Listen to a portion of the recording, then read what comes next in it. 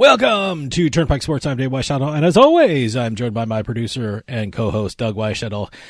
Doug, what a week. We have a NFL player suspended for illegal gambling. Well, not illegal gambling, just breaking the rules for the NFL and policy. He broke the NFL policy. And baseball's back. How about that?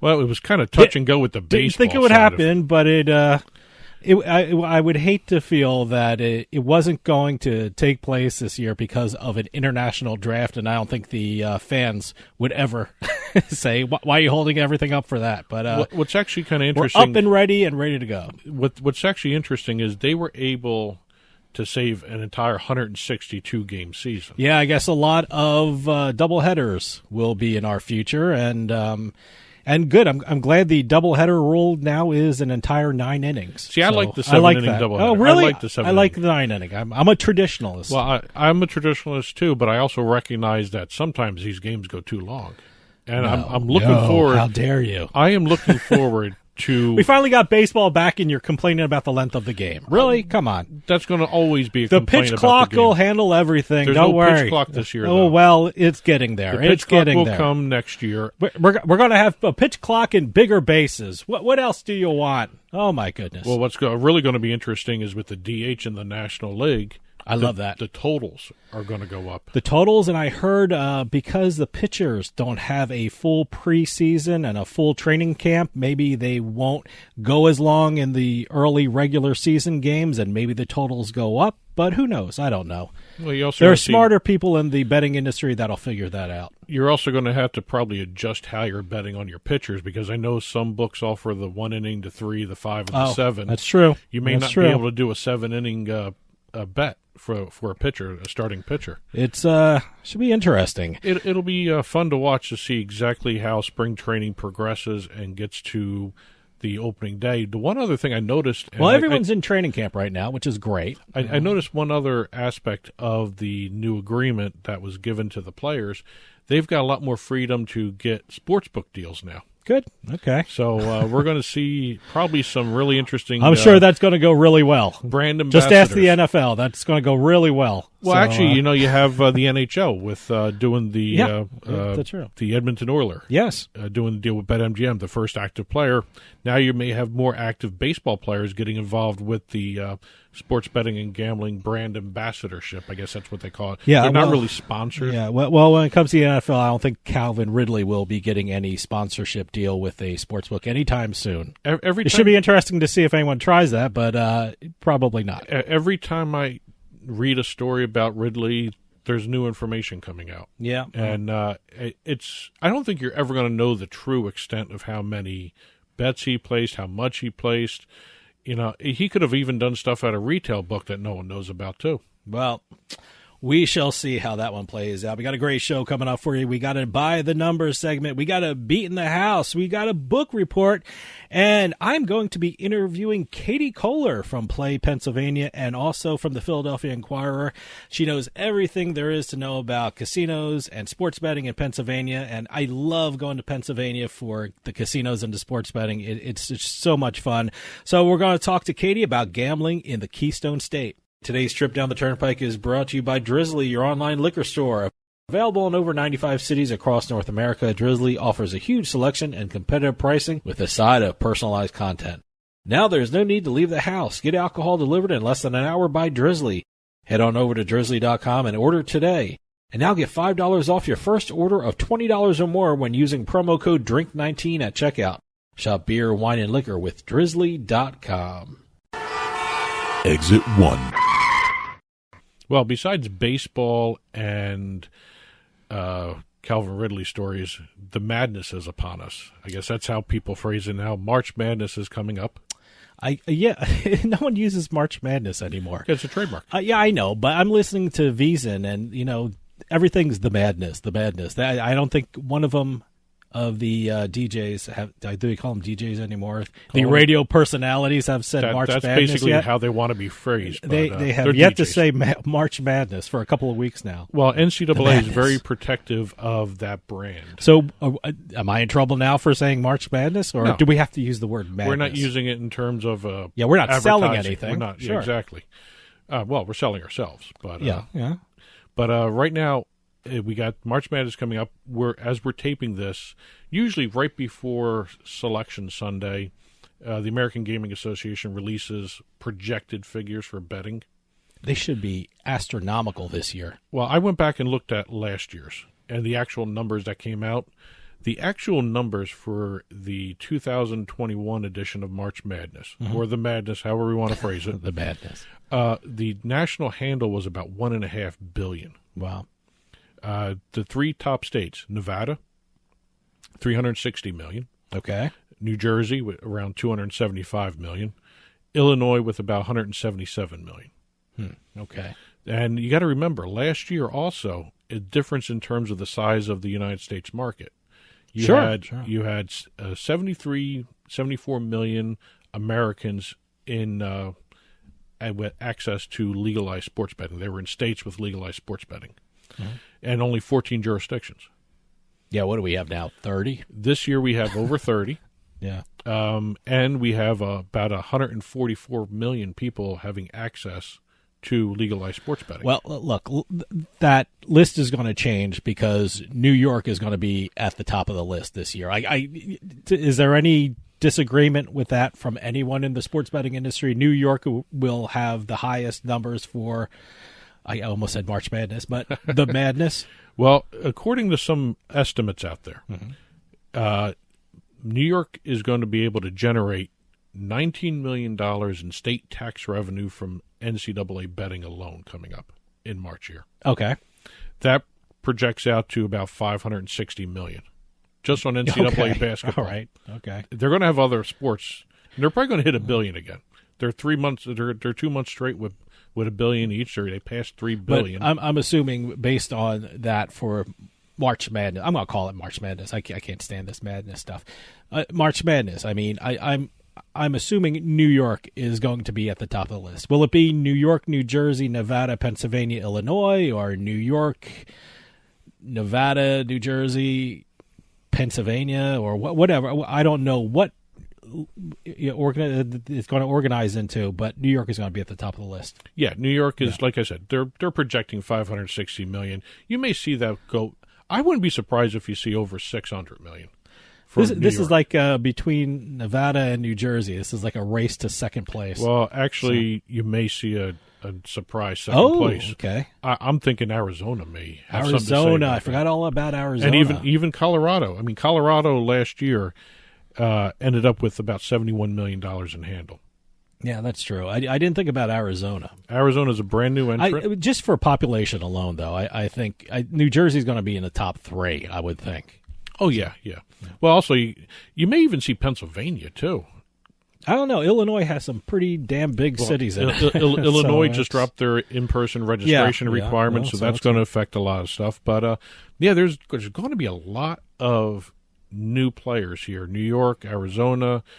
You've even, there are states that have just started with their online sports betting. I want to see how Arkansas does. And also some of the other ones. Virginia just launched 3 new books. Okay. So a lot of the numbers are going to be... I'm going to start this by apologizing.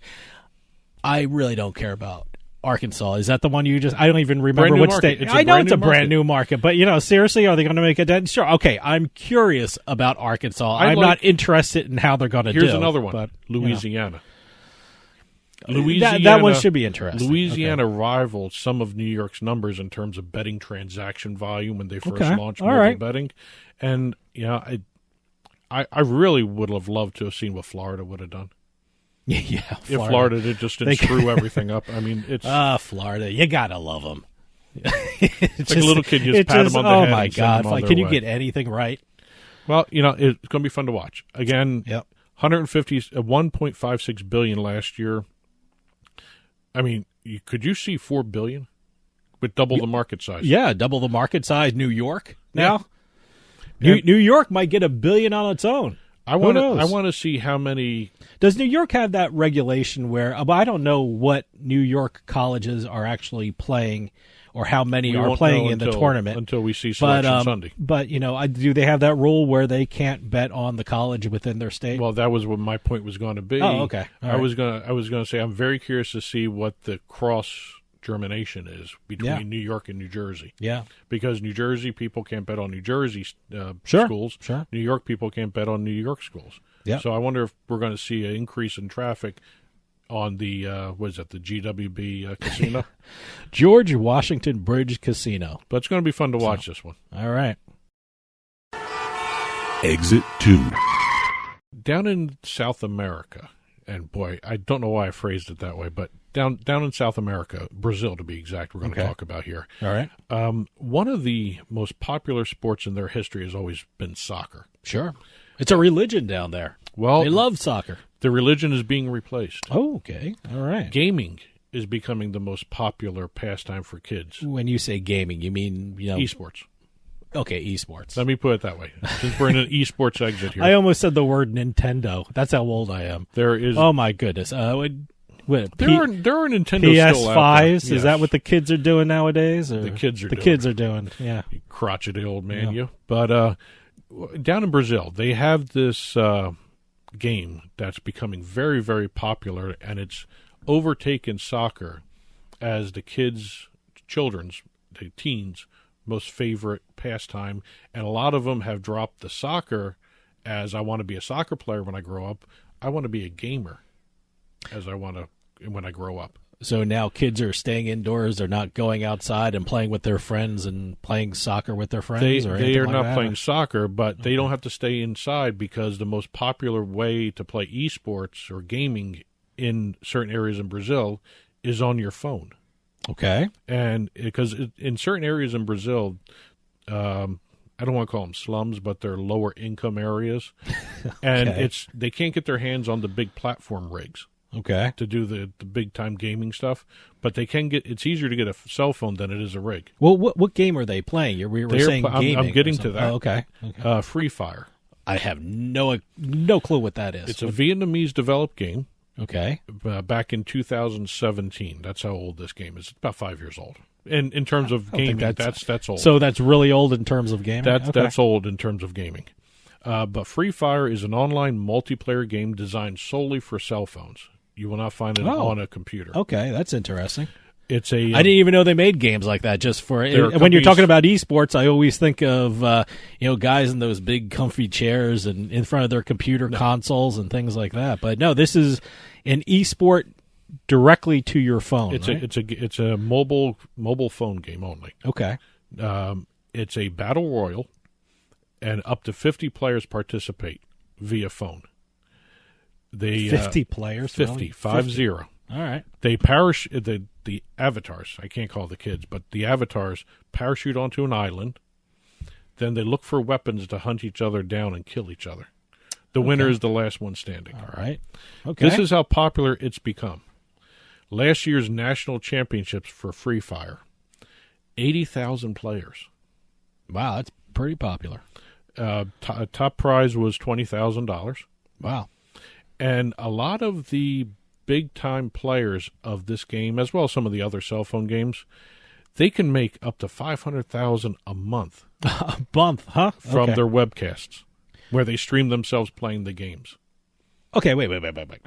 Okay, if this is a cell phone game, what they're playing the cell phone in front of their computer and they're webcasting themselves? You can hook onto Twitch through your phone and. Yeah, but how do you play the game while you're webcasting? You have it on a stand, and you just have the camera facing you, and you still play the game. Okay. Yeah. How many phones do they have? Well, it's easy to just go underneath where the camera is. And okay. All right. Yeah.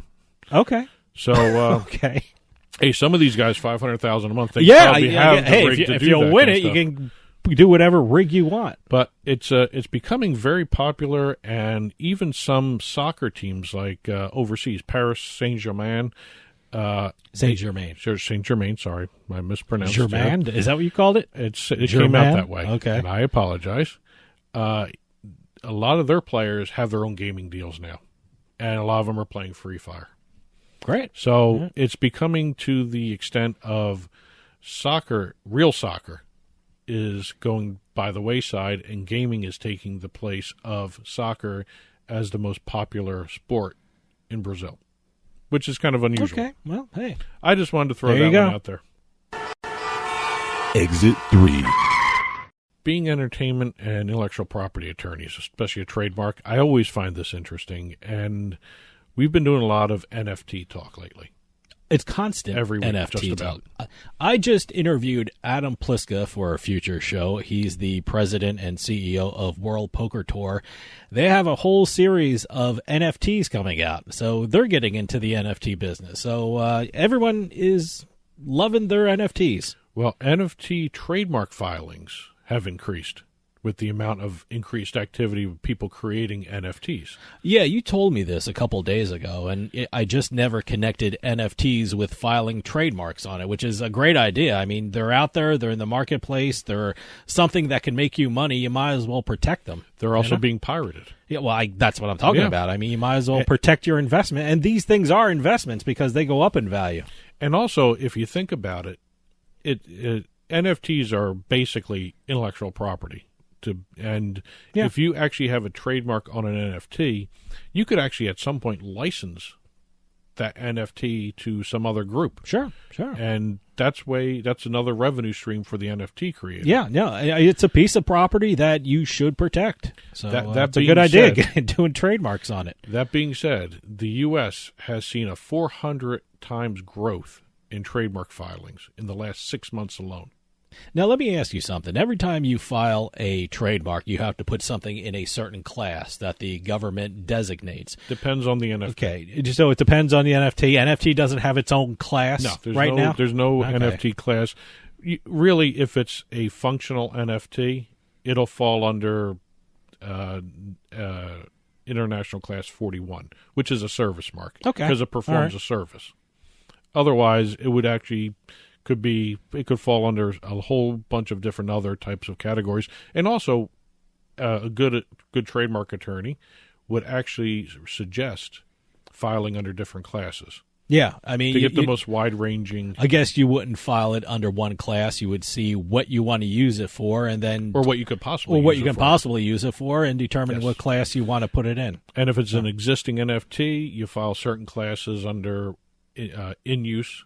And if it's if you're looking at expanding into a different category, you do it as an intent to use for those classes. So a whole bunch of different things there. But in terms of filings, NFT-related trademarks in the United States stand right now at 1,263 through the month of January. February's numbers aren't out yet. Okay. That's a 421-fold increase from 2020, which only had 3 filings. You know, you are a trademark attorney. You're getting monthly stats from the trademark office. Yes. Okay. You told me monthly stats from the American Gaming Association. Now you're telling me monthly stats from the trademark office. So, boy, you like your stats, huh? Well, stats are the business. Yeah, I guess so, yeah. But like I said, January in 2021, January had 0 trademark filings. In December 2021, they had 407 trademark filings. Wow. By the end of January of this year, January 2022, there was 450 filings in that month. That's about 15 filings per day. And I'm assuming it's just going to go up from there. It's going to go even higher. Okay. Listen to some of these trademarks, especially with the metaverse. A lot of these NFT filings also have metaverse components. And I noticed... whenever you see a company filing an NFT trademark, you're going to see a metaverse trademark. Victoria's Secret, 4 trademark applications for digital collectibles and media developed through blockchain technology, which is NFT. Mm-hmm. You've also got McDonald's filing 12 trademark applications for a virtual restaurant in the metaverse. New York Stock Exchange filed a new trademark for several crypto products, including NFTs. And then I just found out this morning, before we started taping, CVS has filed for trademarks for an NFT. Wow. So a pharmacy has just filed for an NFT trademark, and also trademark for services in the metaverse, virtual pharmacy care. I have to own an NFT. I don't know what it's going to be on or what it's about or how much it's going to cost, but everyone has an NFT now, and now it's getting into the legal field and the business field and the economics field, and now I just gotta get one to see what it's all about, just to say I have one, because I have no idea exactly what these things are. So, I want to get one and check it out. See if I can actually make some money on this thing. Well, any NFT creators out there, always talk to an attorney when you're doing these things. Protect the IP behind Absolutely. behind the NFT. Exit 4. You want to know who really made out in this Major League averted strike, or the averting of the Major League Baseball strike here? The lawyers they had to pay? Apple TV. Okay. Apple TV. They just did a deal with Major League Baseball for an MLB Friday night doubleheader package. Oh, wait. We just got baseball back. Now we're finding out we may have to pay for some doubleheaders there? No, that's the great thing about this. Oh, okay. Apple TV. Okay. I jumped to conclusion. Apple TV has gone ahead and done this package, and it's going to be, and what we're going to talk about here, it's free. You don't need a subscription for Apple TV right now. Right now. Yeah. I'm not going to say ever. They're going to do it free for a while, and then they're going to hook you in, and then you're going to get used to watching it on Apple TV, and then they're going to say, well, now you have to pay for it. Well, what they're going to be doing, they're going to be showing Friday Night Baseball in 9 different territories, including the United States and Canada. Okay. It's a Friday night doubleheader throughout the entire 2022 season. The broadcast will be produced by MLB. But unlike their other deals with different regional sports networks, these games that Apple TV has contracted for will not be shown on the regional sports networks. You have to go to Apple TV to watch this. Why did they choose Friday night? In TV, when you're talking about ratings, TV executives call Friday night Death Valley because no one's usually home watching TV, or a lot less people are home watching TV. When I was growing up, the big thing was Monday Night Baseball, because what are you doing on a Monday night during the week? You're sitting home, you got home from work, you're sitting home, you're getting ready for Tuesday, you got nothing to do at nighttime, you're watching baseball. I can give you 2 reasons. Okay. 1, cheap. Yeah, okay. All right. The advertising, though, on Friday nights is actually kind of high. Really? I thought Thursday night was the big advertising rates for Friday night primetime sports. Okay. Is actually kind of high. Okay. The other thing is it allows for experimentation. Yeah, I guess so. If you think about what's going on here, Apple did this deal where they're also going to have a whip-around show throughout the week. Oh, okay. All right. So they're going to have baseball throughout the week. Good. But they're also going to have this Friday night doubleheader. Given the fact that some of these other streaming channels, like Peacock, have deals with not only NBC Sports, but PointsBet. Oh, okay, yeah. For betcasts. Yeah, now they're starting to do a lot of betcasts now. And you have, like, the individual RSNs for, like, Chicago and Philly just did the Sixer game with, I think it was the Bulls. They did a cross-city betcast. Well, they did one for a I forgot what golf tournament they did. They did it for a couple golf tournaments. Yeah, they did it for a couple golf tournaments, but it was a lot of fun. But you got to think a betcast for golf is a lot of fun to watch. But you got to think a streaming channel like Apple TV on a Friday night, where, like you said, maybe they're not going to get a huge audience. Yeah, this may be a chance for them to get into the sports betting scene. Yeah, maybe. Experimentation with that, fantasy as well, and with the whip around show. That's going to actually lead into a lot of the Friday night stuff, too, doubleheaders. I bet you they're going to have some betting shows on, too. Oh, yeah. You just feel it coming from Apple. Well, Apple is following the lead of Peacock. Sure. With Apple TV and everything. So we'll just see what happens there. I mean, we may see Disney do something, too, with baseball. Yeah. Especially with Disney looking at doing an ESPN sportsbook. Sure. So we'll just see what happens. But this was Apple's first major move into the sports scene. Okay. And they did a good job with this. Yep. Good timing on their part, too. And today's trip down the Turnpike was brought to you by Drizzly, your online liquor store. Available in over 95 cities across North America, Drizzly offers a huge selection and competitive pricing with a side of personalized content. Now there's no need to leave the house. Get alcohol delivered in less than an hour by Drizzly. Head on over to drizzly.com and order today. And now get $5 off your first order of $20 or more when using our promo code DRINK19 at checkout. Shop beer, wine, and liquor with drizzly.com.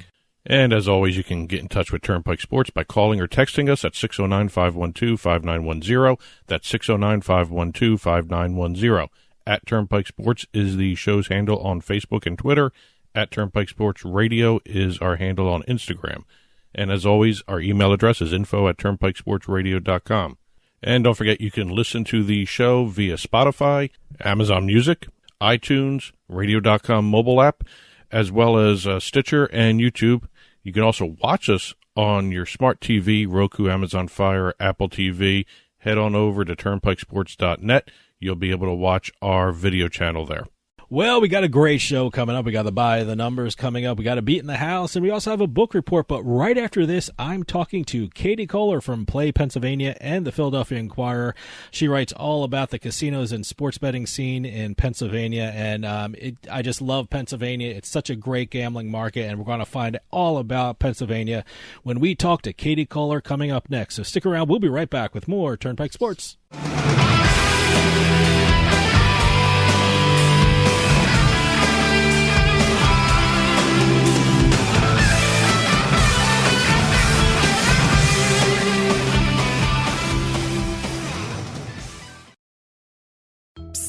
Yeah, you, come here. Haven't you heard? We don't need to hide anymore. Now, we can shop privately for adult products at adamandeve.com. They've got massage oils, lingerie, and lots more we can't mention here. Use offer code SPICE404. They'll give you 50% off almost any one item, 3 free DVDs, free mystery gift, and free shipping. That's 50% off, free shipping, and more. Private shopping starts at adamandeve.com.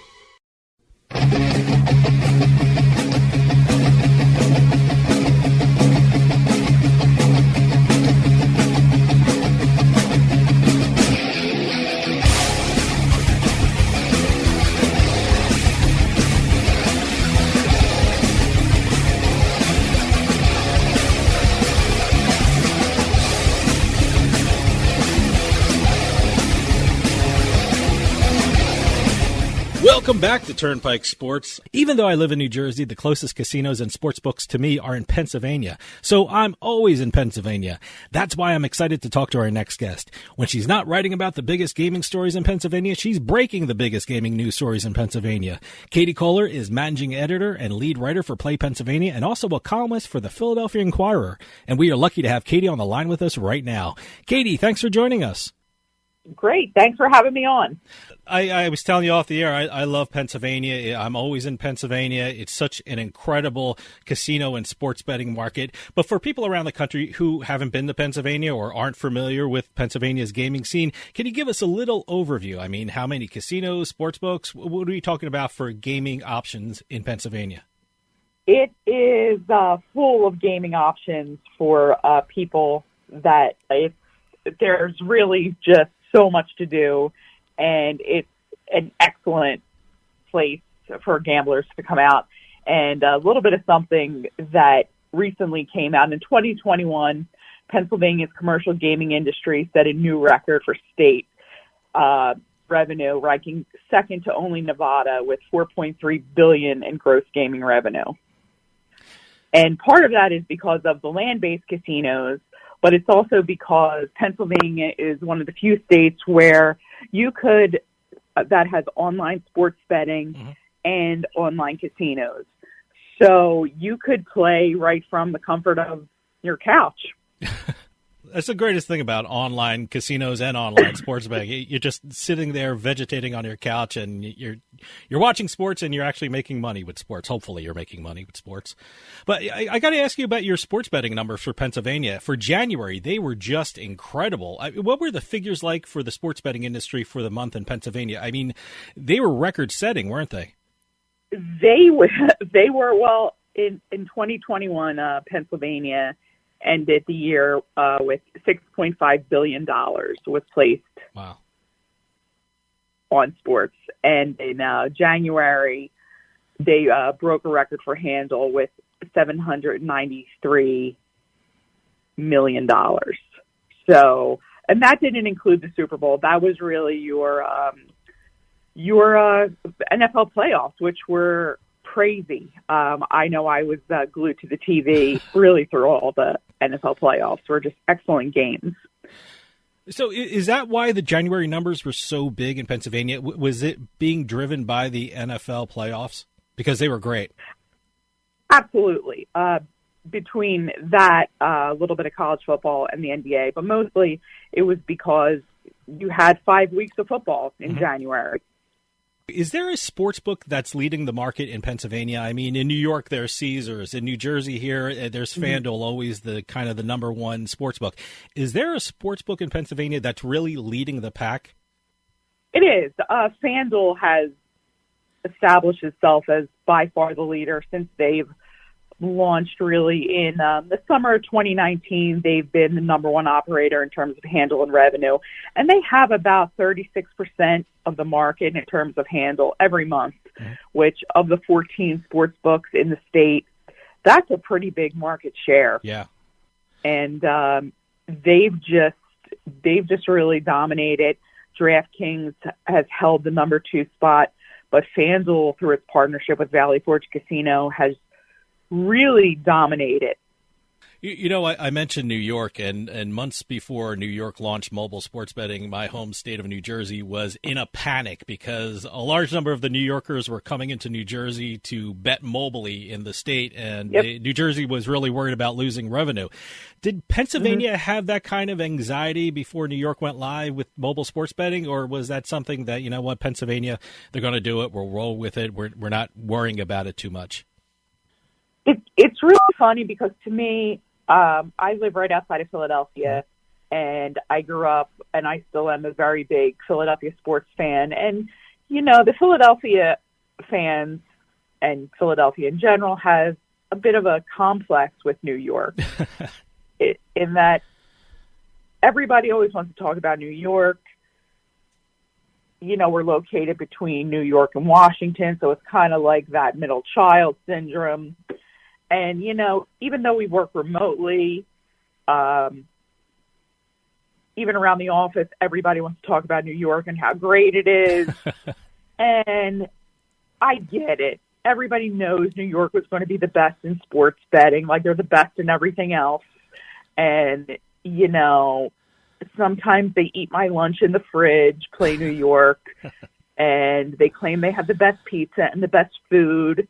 And it's really irritating sometimes, to be honest with you. And I don't know how you feel where you are in New Jersey, but it you know, isn't it irritating? Let me tell you something. I live in central New Jersey. I'm a big Eagles fan. I'm a big Philly fan.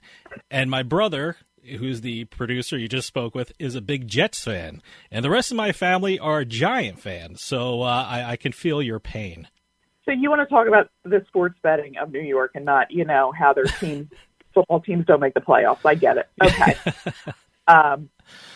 So, but it's very interesting. I mean, you're mentioning you're in Pennsylvania, the Philly area, and New Jersey. They were going through crazy conniptions about New York and New York coming on. And, you know, we love having them over, spending the money here, but, you know, we want them to keep coming over. But, you know, it was a catch-22, you know, like, please come over and spend your money. But you know what? Don't talk about your sports. So right as New York started launching GeoComply, which basically you have to have geo-tracking on your phone, the sportsbook app, because it pinpoints your location. To bet in Pennsylvania at any sports betting app, you have to be physically located in Pennsylvania.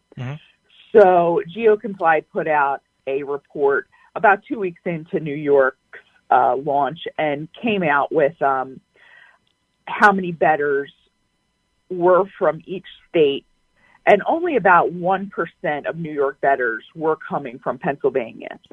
So that impact really wasn't that big for Pennsylvania. For New Jersey, they thought that their days of billion-dollar handle was done, and it wasn't, because they hit $1 billion for handle in January. So I like to tell people this is still a very new, young industry, and you have New York that is still, I mean, we were getting numbers like this is their first 15 days, this is their first 30 days. This is still a very young industry. It's so early. And to see what kind of impact it's going to have, really it's going to impact New Jersey more than it will Pennsylvania. New York, of course, is going to be bigger because there's more people here. Sure. And, New York's going to keep saying how they're the absolute best in everything. Mm-hmm. And we're just going to have to, I recently wrote about it, how, that's okay. Pennsylvania's going to still be able to carve out their space in the sports betting industry and still be able to put up these months of about $800 million handle during football season. Mm-hmm. And we're just going to have to deal with New York being insufferable like we always have. Well, let me ask you something about the neighboring states. I mean, Ohio will be launching their sports betting industry pretty soon. Do you think Ohio will have more effect on the Pennsylvania numbers than New York did? Or is anyone concerned about Ohio coming onto the sports betting scene? I think these states are going to do well on their own. Mm-hmm. I really don't think big enough portion of Pennsylvanians are a big enough portion of people are leaving Ohio to come into Pennsylvania to bet. Mm-hmm. I think, Ohio is going to do really well. Yeah. We were talking off air, and I said one of my favorite casinos is Parks, and they have done something amazing, and that is open a sports book in a restaurant and a sports bar called Chickies and Pete's. For people around the country who probably aren't familiar with Chickies and Pete's, I guess, would we still consider them a local chain for New Jersey and Pennsylvania? How would you describe Chickies and Pete's? Crab fries. Yes, crab fries. Now you're going to have to explain crab fries to people listening in Nevada and California. If you want to do word association, crab fries. Right now, everyone's Googling crab fries. Chickies and Pete's it is the number one. What is it? The number one sports bar in the country. It was named. Yeah, it was. It is though a very regionalized sports bar that started in Philadelphia, and I believe it's still very much in the region. And but they're known for their crab fries. And if you're Googling what crab fries are, they're crinkle cut French fries covered in Old Bay seasoning. Mm-hmm. And you get two sides of Cheese Whiz, which Philadelphia, it's a blood type here. Yeah, it is. They opened in Chickie and Pete's in Malvern, a sports book inside, a sports and race book inside of their restaurant. And it's about a 600 square foot sports book. It is enclosed and separated from the rest of the restaurant. And it is the first of its kind in the country that is not at a casino or racetrack. Months ago, when I heard Chickies and Pete's was getting sports betting, I just assumed that, they're going to throw some kiosks in there and we'll call it a day. And you can say we went sports betting at Chickies and Pete's, but I was really wrong about that. I'm curious, to get permission for that, they had to go to the Gaming Control Board. I mean, was the board open to this idea right away, or was this an uphill battle to get the board to go along with putting a sports book into a sports bar? Mm-hmm. Having sat through Gaming Control Board meetings for the last 2.5 years, the Gaming Control Board definitely does their due diligence with everything. And what they ask a lot of questions, which I'm not going to get into with you on this call because, there's a lot more interesting things to talk about. Mm-hmm. But obviously the main thing is Chickies and Pete's is an all ages restaurant, and it is very much a family restaurant. When I went last week, there was families there having dinner with their young children. I was thinking about that, yeah.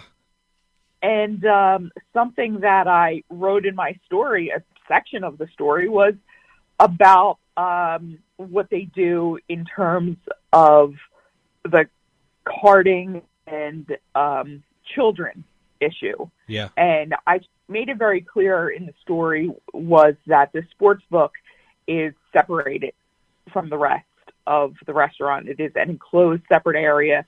And when I went into the sports book to place a bet, I was immediately carded, which always gives me a little chuckle. And the extremely nice gentleman asked me if I had left any children in the car. Interesting. And I have written a lot about the issue of kids being left unattended in cars at casinos, which is actually a issue that the Gaming Control Board has been doing a lot in the last couple years to fight. And so having wrote about that, I knew it was an issue, but if I wasn't a reporter in the industry, I kind of would have been a little taken aback.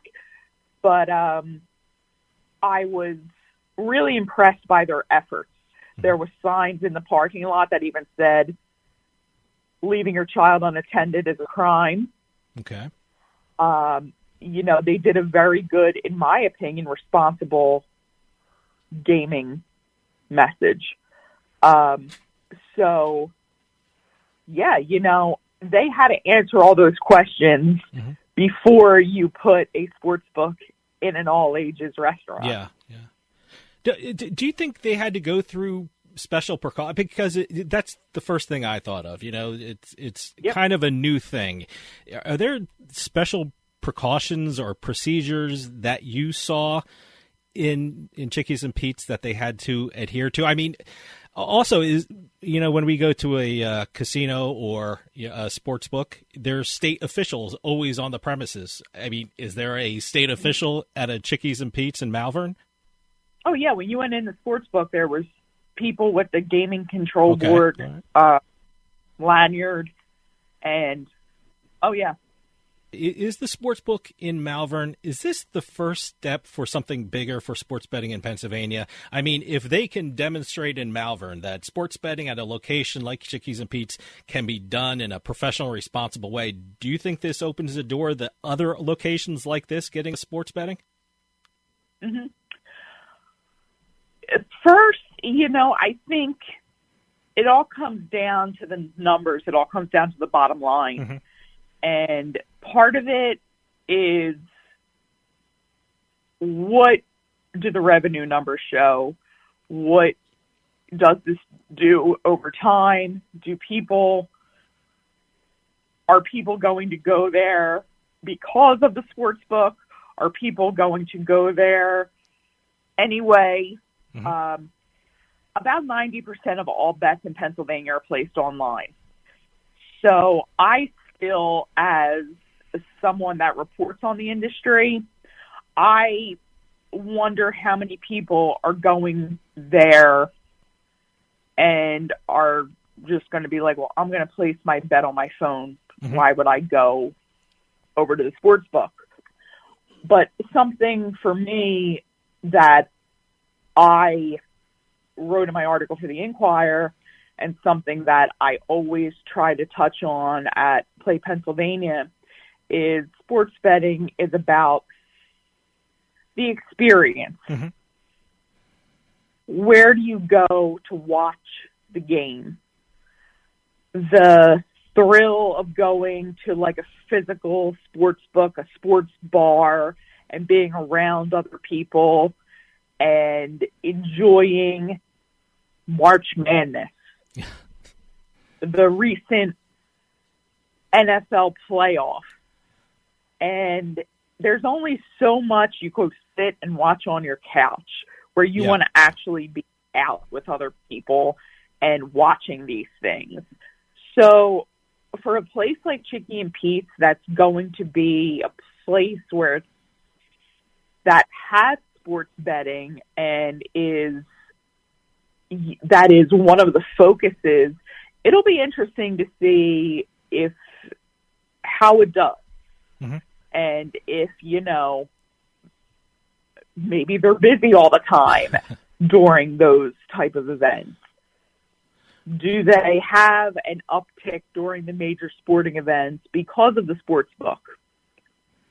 in that vein, I was reading your articles at Play Pennsylvania and the Philadelphia Inquirer, and I was getting very, very hopeful. So listen to my logic. I want your opinion on this, and tell me if I have false hope, I've gone off the rails.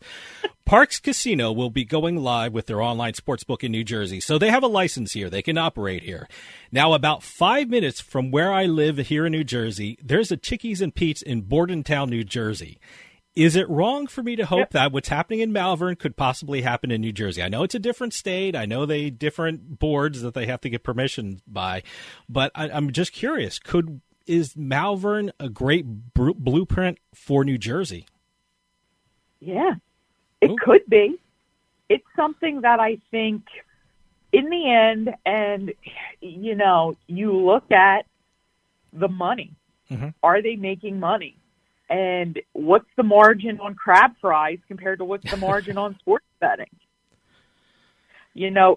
Sports betting in Pennsylvania is taxed at the highest rate in any state.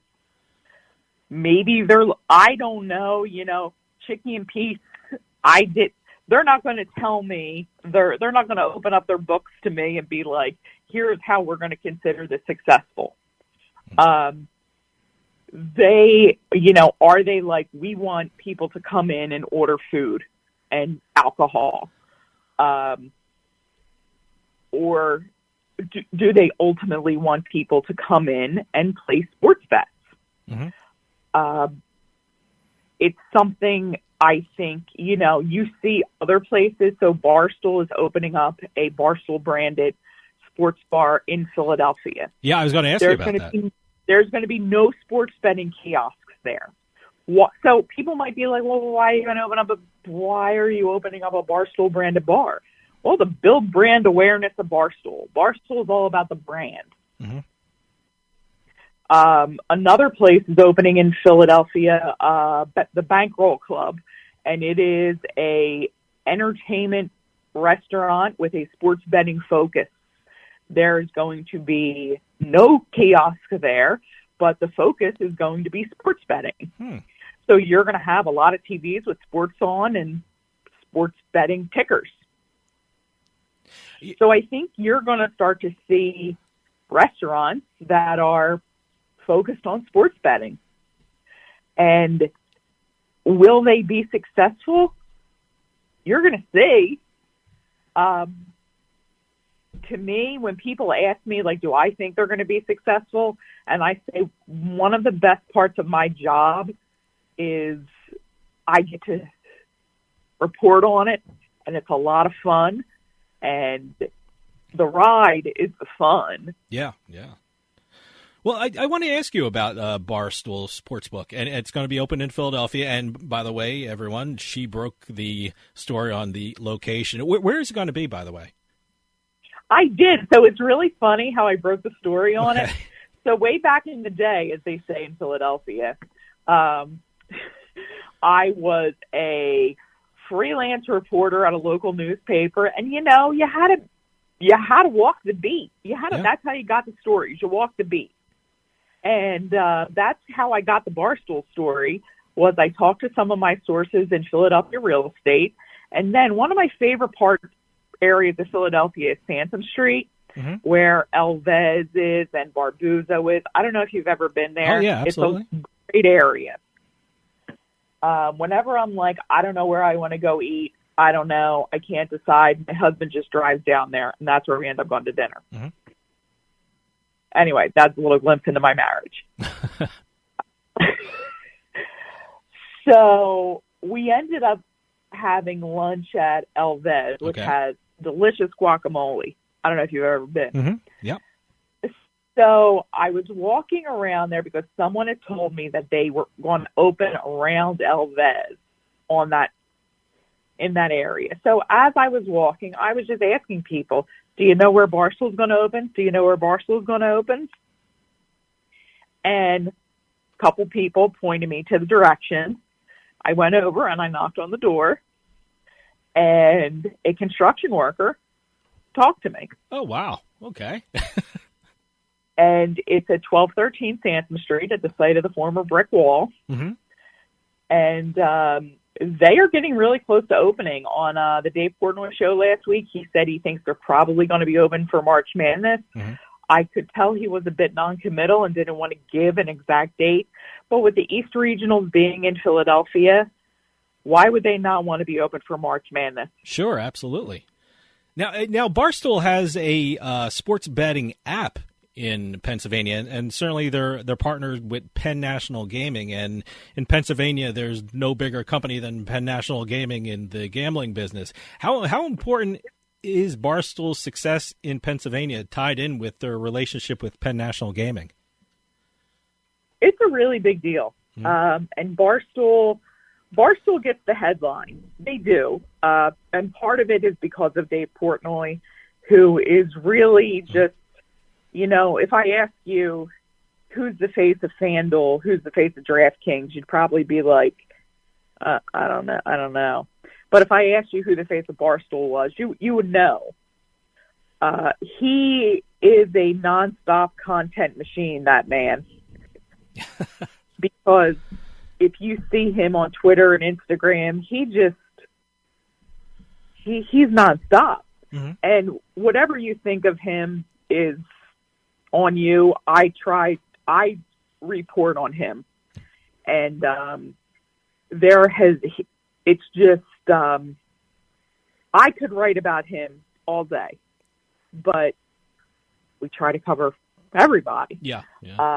Barstool has made it really clear that they're not going to get into this really unsustainable arms race of spending on marketing. They're not going to spend like with the FanDuels and the DraftKings, and they're going to spend organically. Mm-hmm. And they've made that very, very clear. And they don't want to be judged on handle, which is the amount bet. They want to be judged, and they don't want to be judged on how much they promo. They want to be judged on, the revenue. Yeah. Which, they're putting out their parameters of what they want to be judged on, and in the end, they're coming in at about 3 in Pennsylvania. So, like I say, it's still early in the game, but Barstool, they're really investing big in Pennsylvania. And Penn National's investing big in them. We see Hollywood Casino Morgantown just built a beautiful Barstool sports book. It's one of the more unique sports books in Pennsylvania. It's more of a sports bar than a sports book. Well, I want to hit another topic that you just recently wrote about, and that issue is something that a lot of states and a lot of casinos are dealing with, and that's the worker shortages in the casinos. I know New Jersey is dealing with it. I just got back from Massachusetts, and the casinos up there have an issue with it. What's going on in the Pennsylvania casinos, and how are they dealing with worker shortages? Yep. So I don't want to shortchange it by saying it isn't news, because wherever you walk around, you'll see signs now hiring, on-the-spot interviews. This is the reality of the world we live in now. Mm-hmm. Really, everywhere I go, I see these signs. And the casino industry isn't immune to it. They weren't able to, be like the only industry that was like, oh, we don't have hiring problems. They do, but you don't walk into parks and see a now hiring sign on the door. Sure. They do it other ways. There's casinos in Pennsylvania and Atlantic City do have a worker shortage. They are looking for. They have really, ever since they went back to full capacity, they have been looking for help for really all departments. And it's been a struggle. And what I found in the story, I talked to 2 former executives that worked in human resources in Atlantic City for decades. And it's something that part of it is the Great Resignation, when people were working in casinos for a long time, and when casinos closed, it was the first time that they stopped working at casinos. And it gave them time to stop and think, do I really want to keep doing this? And some of them didn't come back. Some of them retired. Some of them went to another career. Some of them started their own business. Mm-hmm. Also, competition. When you see places that are offering new workers get a $500, $1,000 bonus, and your company is like, well, you've been working here, we're not going to give you a bonus. Why don't you go to another casino and be a new worker for that $1,000 bonus? I mean, so competition. Yeah, it's very, very interesting. Let me tell you something. Pennsylvania is one of the most interesting and fast-moving gambling markets in the country. What are some of the stories that we should be looking out for Pennsylvania in the coming months? What's going to hit the newsstands pretty soon when it deals with casinos or sports betting in Pennsylvania? Well, something that happened last week is Churchill Downs said that they were getting out of the sports betting and online casino business. And Churchill Downs ran the Twin Spires online casino and sports book. And some people might have been like, I had no idea they were in Pennsylvania, which I would say that's probably why they're getting out of the business. Well, what do you think is going to happen to Twin Spires? Is it just going to close down, or are they going to license it out, or have they made any kind of decisions with regard to Twin Spires? Because it's been in the news a lot lately with they've been posting their jackpots and things like that. I was just thinking last week, I was saying, there's some pretty big money coming out of Twin Spires, but all of a sudden something's going to happen with them. Well, they're winding down operations in the next 6 months. Okay. Said. What they plan to do is they said they're going to stay in the horse racing business, which was really no surprise there. Sure. They could decide maybe we're going to partner with somebody for that sports betting license. Maybe they decide to partner with somebody like Hard Rock for the sports betting license for Hard Rock Sportsbook. Mm-hmm. Maybe. Speculation. Interesting. Maybe they decide to do nothing with it. Maybe they decide to partner with somebody like Bet365. I don't know. They accounted for less than 1% of handle in Pennsylvania, so it's oh wow, okay. You're going to see consolidation. When I say that there's 14 sports books in Pennsylvania, and I have to know all 14 of them, and I ask if you can name all 14. If you can't, that's probably why there's going to be consolidation one day. That's a good rule of thumb. I like that. It's a very good marketing point. In terms of what's going to happen, if I knew that, I'd probably be having breakfast at Tiffany's this morning and, living at the Four Seasons. But, we'll have some fun this morning. We'll kick around some things. Mm-hmm. What's going to happen?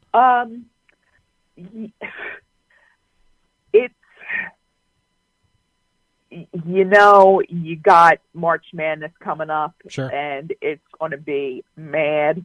The Sixers and James Harden, mm-hmm. the betting interest in that has really been really good so far. That's going to be the focus of my article on the Inquirer, is how they're like the games Harden has played in has been some of the most bet games so far. And, the Sixers, we're talking about Pennsylvania, the Sixers haven't been past the second round since 2001. Are they finally going to do something? Villanova. Yeah. When it gets to March, Nova's always dangerous. Something, of course, with the baseball strike. To me, I'm really angry at baseball. For my father, my dad cares about baseball a lot. I love all of the four major Philly teams, but baseball has lost my interest a lot lately because it's slow and boring. Yep. And to me, while I feel bad because, my father loves baseball, and I owe a lot of who I am to my father, and I'm mad that, you made my dad mad. But it's like, what is baseball going to do? And how are they going to get their fans' interest back? And from the betting perspective, why would I want to bet on baseball? Sure. How is baseball interesting to bettors? How does it keep me engaged? What can baseball do to be anything that gets my heart rate up? One thing I was thinking of, I for the first time, like a couple months ago, I visited Live Philly, who we talked about. We're celebrating their first anniversary, and they are located right next to Citizens Bank Park. I'm a big Phillies fan. I was thinking, oh my God, what a great place to go right before the game and after the game, and I was planning some Philly trips there, and I couldn't wait. And now the Phillies aren't playing, and that. It's amazing how how baseball affects the businesses around them, the restaurants and the sports bars and in Philly, the casino. So it's very interesting how that's going to affect the casino and the businesses around the ballpark. You know what they should do? If baseball comes back, because they're going to have a lot of fences to mend. Yeah. And I will admit, and this is going to upset a lot of baseball purists, but I'm going to tell you because, people are probably going to troll me in the comments anyway, but I'll tell you. Okay. You know what Live Philly and the Phillies should do? What's that? They should do something called the Philly 4, where you go to Live Philly and you watch the first 4 innings there, and then you go and watch the end of the game at Citizens Bank Park. That's a great idea. For a pub crawl, that's a great idea. What do you think about that? And you know what? You and I should go, and we should be like... we should do a show from Philly There Live. There you go. Then the first 4 innings, you watch the game, and then you head over and watch the last. You watch the end of it there, reduced price ticket. See, that'd be awesome. What a promotion that'd be. That'd be great. There you go. There you go. Well, Katie, we're running out of time, but can you give out your website so people can read all your articles and give out your social media address, too, so people can follow with what you're working on? Sure. My name is Katie Kohler. I am the managing editor and lead writer for PlayPennsylvania.com. That is PlayPennsylvania.com. You can also read my column about sports betting on Philly.com, or if you're old school, like to read it in print, it's in the Philadelphia Daily News and the Philadelphia Inquirer. Follow me on Twitter at KKOHLER1129. Thank you for having me on and listening to me today. I appreciate it. Katie Kohler, managing editor and lead writer for Play Pennsylvania and columnist for the Philadelphia Inquirer. Thanks so much for coming on and letting us know about sports betting and casinos in Philadelphia and Pennsylvania. It's a great state, and some of my favorite casinos are there. So please come back on and keep us updated on the Keystone State. I will do. Thank you. And, let's take this offline. Talk about the Philly 4 if baseball ever decides to play again. That sounds great. But everyone else, stick around. We'll be right back with more Turnpike Sports. Turn any game into a big game with the new Same Game Parlay feature at Play Sugar House Online Sportsbook. With the new Same Game Parlay feature, you can now combine multiple bets for the same event. Spreads, totals, even players' props. Here's how it works. Select the game to wager on, select the Same Game Parlay feature, choose how many legs you want, then enter the amount you want to wager. Sign up at PlaySugarHouse.com with bonus code PIKE for a 100% first deposit match up to $250. Same Game Parlays at Play Sugar House. They're a game changer. Must be 21 years or older. Terms and conditions apply. Problem gambler. Call 1-800-GAMBLER.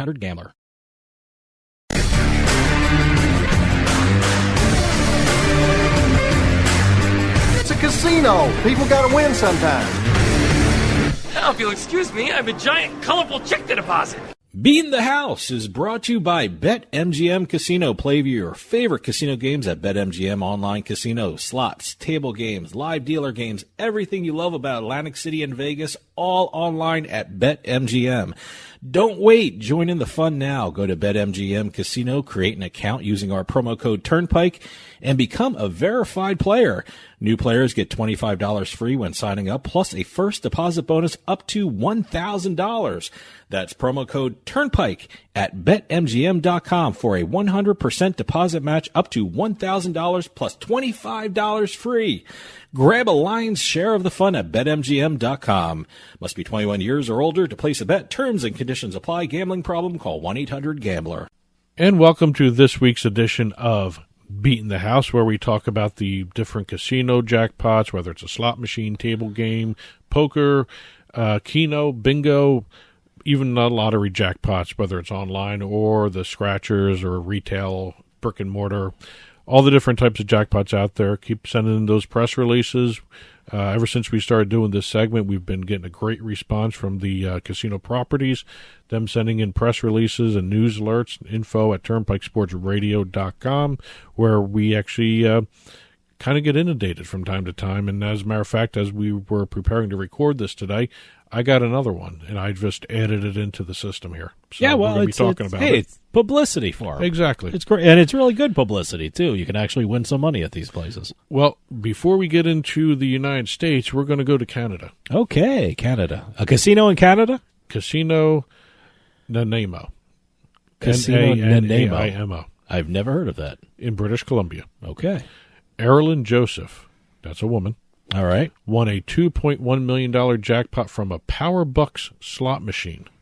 I've never heard of that slot machine. That Power is- Bucks? Yes, that is one of the more popular ones up in Canada. Really? Power Bucks? Power Bucks. I just assumed they'd have the same kind of slot machines or the same type and like the Buffalo. they have all like that the stuff. Buffalo They and have the all that Monopoly and stuff. The Power Bucks? I've But never heard of some Power of Bucks. some of the other, not the more mainstream casinos that everyone knows about. There's tons of casinos dotting the landscape up there. By the way, that's a great name, too. Erilyn? Erilyn. That's a great name. The Power Bucks slot machines have a jackpot that start at $1 million, and it's a progressive. So So how much money do you have to put in this thing? she had All right.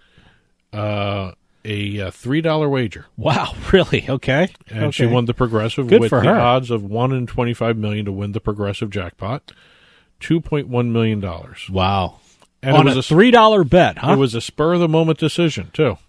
According to Erilyn, her and her husband were going out to dinner.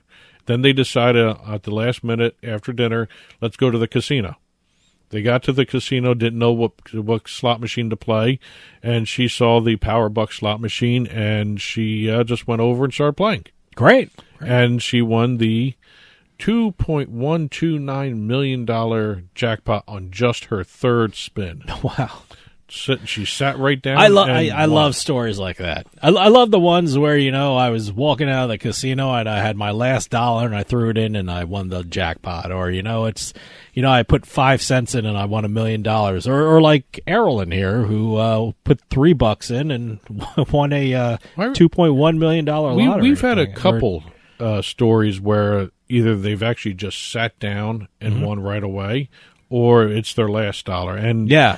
it's kind of interesting. We're Yeah, it seeing- was like I said, one guy was like walking out. It was like the last casino on his way out of the casino, and he decided to sit down. yeah, So, just threw his last little chunk of change. great story. This was at the beginning of their night. Wow, yeah. And we're going into the United States now, where we are going to Mohegan Sun Pocono. I don't think we've ever done Mohegan Sun Pocono. No, I don't think this so. is the first time for Yeah, this. And I want to thank the PR department at Mohegan Gaming for Okay. sending us this. All right. This is the one that actually came this morning before we started taping. Okay. Let's see. I'm going to read the press release right here. $199,790.60 is the exact jackpot win that Vincent P. from Clark Summit, Pennsylvania, took home on Saturday, March 5th, while playing the Blazing Sevens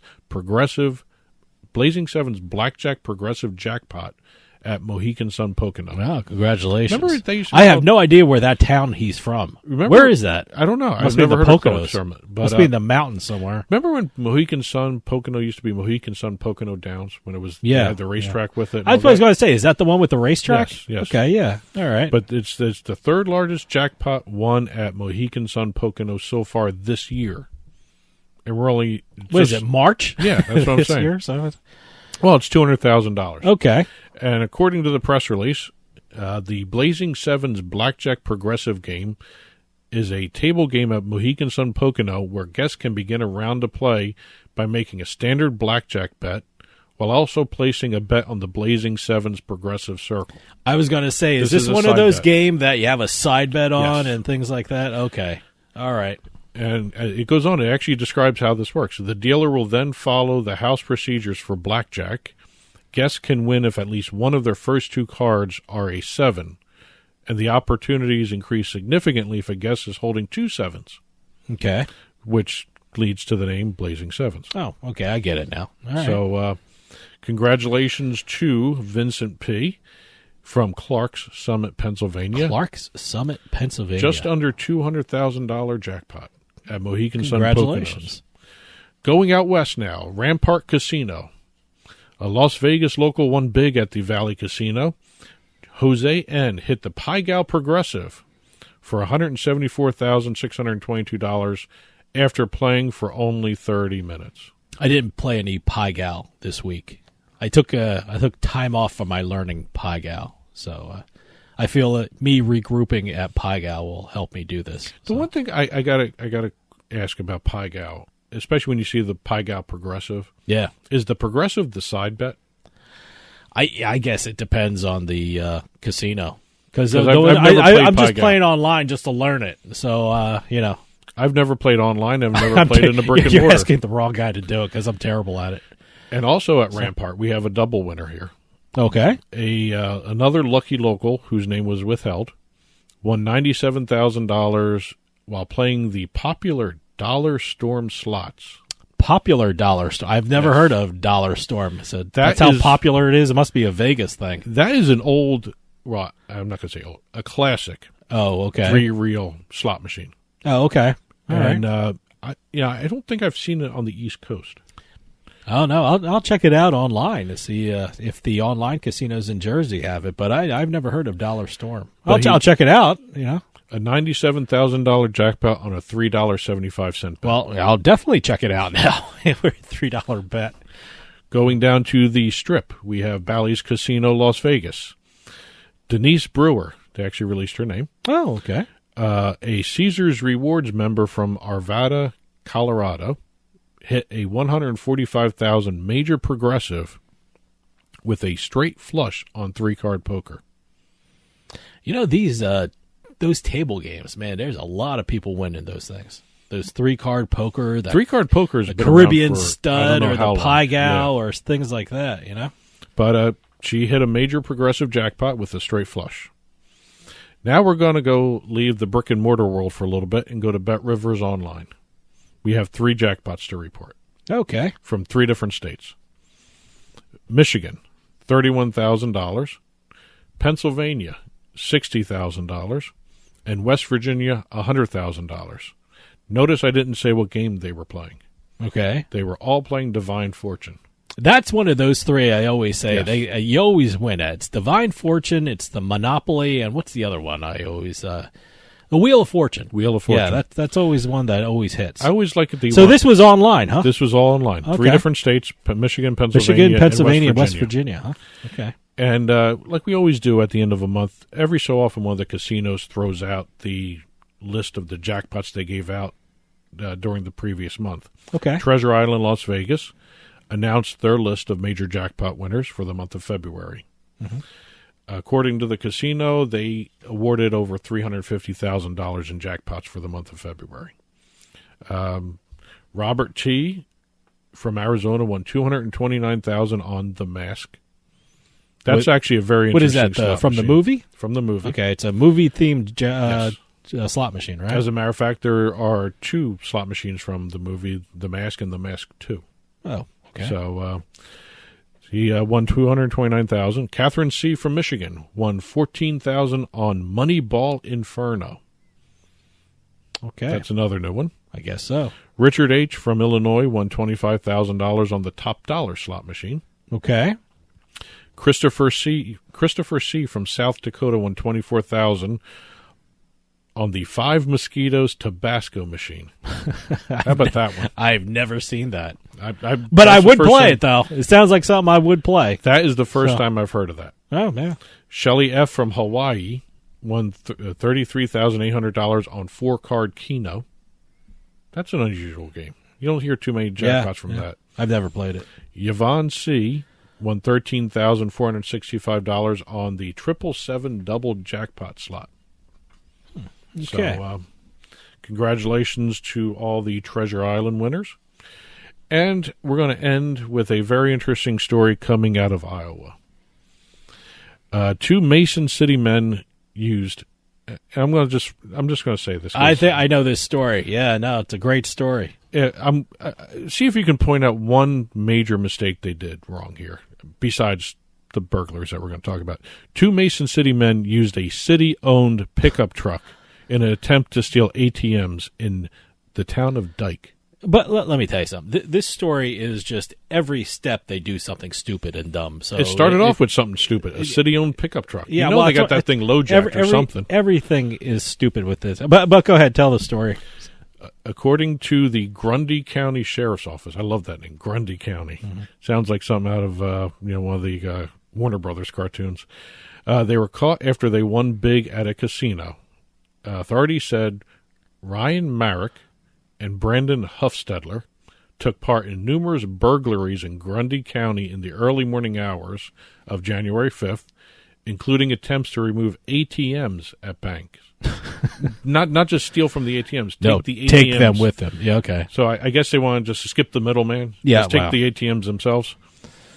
And a break-in at the Memorial Building in Rhinebeck. Following the burglaries, the 2 went to the Meskwaki Bingo and Casino in Tama, Iowa, where one of them, didn't say which one, oh yes it did, Marek, won a slot machine jackpot, couldn't claim his winnings because he didn't have his ID with him, went home to get his ID, came back with the ID, got his winnings, and in all this time, with the authorities looking for him, they were able to go through the security footage at the burglary scenes. They went through the camera footage at the casino.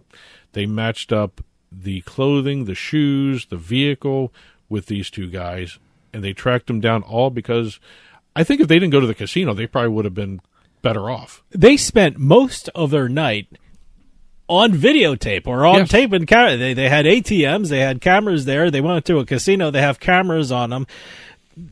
Obviously, they drew attention because they won a jackpot, and the guy comes back with his ID. So unbelievable. The one thing, every bit of this story is stupid. Yes, I mean this is like world's dumbest criminals. I mean, unbelievable.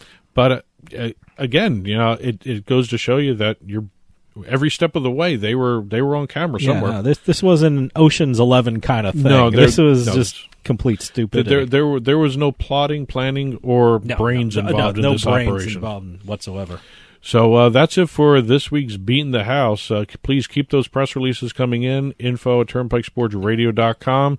As always, we're learning about some of these games as we're talking about them on the show here, and we actually are really enjoying doing this segment. So please keep them coming in. By the Numbers is next, so stick around. We'll be right back with more Turnpike Sports.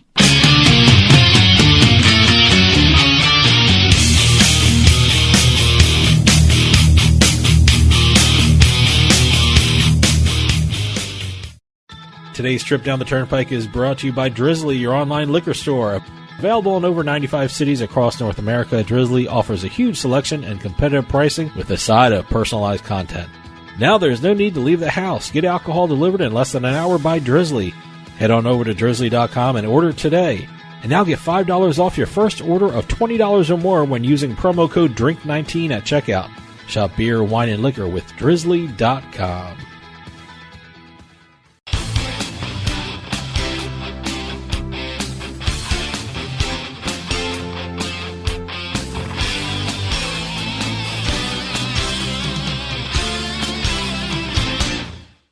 And By the Numbers is sponsored by Play Sugar House Online Casino and Sportsbook in New Jersey. Sign up at playsugarhouse.com/Pike and get a first deposit match of up to $250. Enjoy the casino experience online. Play Sugar House offers over 400 games online, slots, table games, hey, even bingo. It's like being in a casino without leaving your home. And welcome to this week's edition of By the Numbers, where we're going to be talking about different statistical representations, dollar signs. It could be any type of number that has to do with the casino industry or the sports betting industry, the gaming industry, what have you, whether it's a statistic, dollar sign. We're going to be talking about a couple different numbers every week here, and I usually throw out the number to Dave and let him try and guess the number, what it means before I even get to it. And I rarely get it. Well, you've gotten close a couple times. You got the last couple of weeks. Got a couple pretty times, good. yeah. So we've brought this segment back for a little while here, just while baseball gets its act together, and they have. So we'll start looking at doing some pick segments coming up soon. But I just want to do a couple. I'm a lot better in picks than this segment. I'm better at picks at the beginning of the season. I knew when the NFL ended, I knew this thing was going to rear its ugly head again. So where you throw out a number, I think long and hard, pretend like I have some reasoning going on, but I don't because I rarely get the number. So go ahead, give me the first one. Well, considering you hate it so much, I may keep it. Okay, well, yeah. Anyway. But I hit it twice this year, yes. though. First number is 10. I actually think I know this one because I think we talked about it. I think there was that's the how many states there are right now that has legislation. Right, for sports betting. Okay, exactly. Yeah, we talked about this before. So according to the American Gaming Association, okay, I got it right. There are 10 states that have either pre-filed or have active legislation to legalize sports betting this year. I don't think you want to name them. No, there's no way I can name them. California, Alaska, Kansas, Oklahoma, Missouri, Kentucky, Alabama, Georgia, and South Carolina.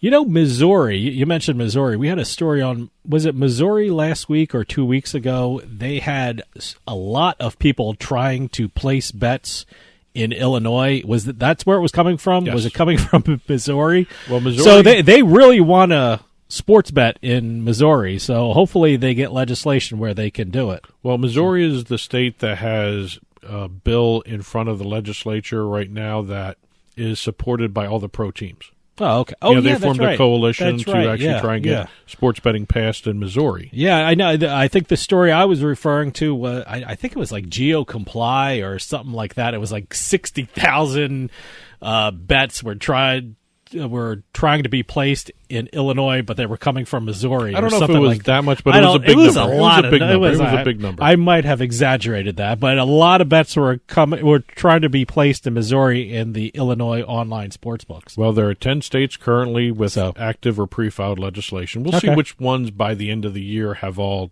done this, because right now we're at, about 30, 31 jurisdictions with legalized sports betting. Yeah. Is that going to go up to 40, 45? I don't know. And we'll just see what happens. I know California's got an uphill battle. Alabama and Georgia both do, too. Can you imagine if California allowed sports betting? That would rival New York's numbers.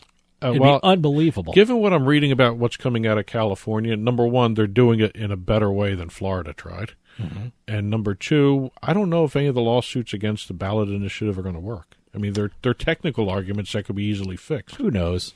So we'll just see. But California may actually dwarf New York if you think about it, because there's tons of casinos there. There's tons of, I think they have 9 major league sports teams. Yeah, that's what I mean. The numbers, if they ever got their act together and allowed sports, it'd be enormous.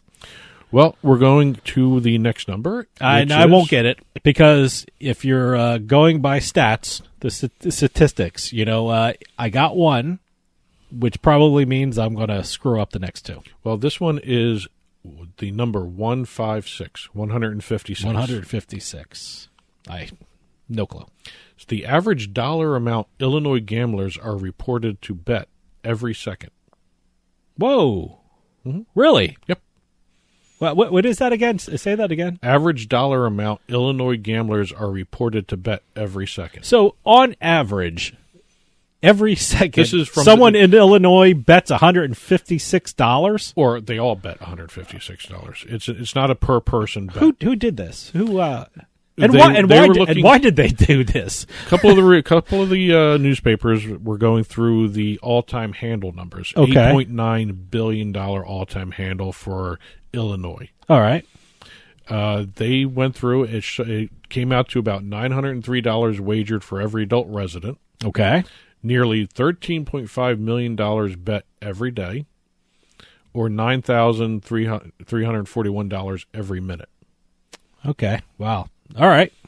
Kind of an interesting way to look at betting. I don't know if I would actually I don't promote know the I don't per know second what bet those rate. do. I mean, is that normal? Is that not normal? Or this numbers coming out of New York and New Jersey and Nevada? I mean, how do they compare to those states who have big betting industries? I would say New York and New Jersey probably. I'm almost dwarf this afraid to number. find out. That number shocked me. It's a huge dollar amount. $156 per second. Per second. But But that's based on the all-time. I understand that, but when you think about it like that, that's I don't know. I mean, I'd love to see what it is per month.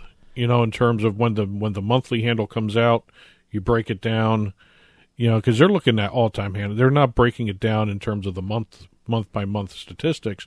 Because I know like January and March they're going to bet a lot more. Yeah, well, I the guess frequency is so. going to be a lot more.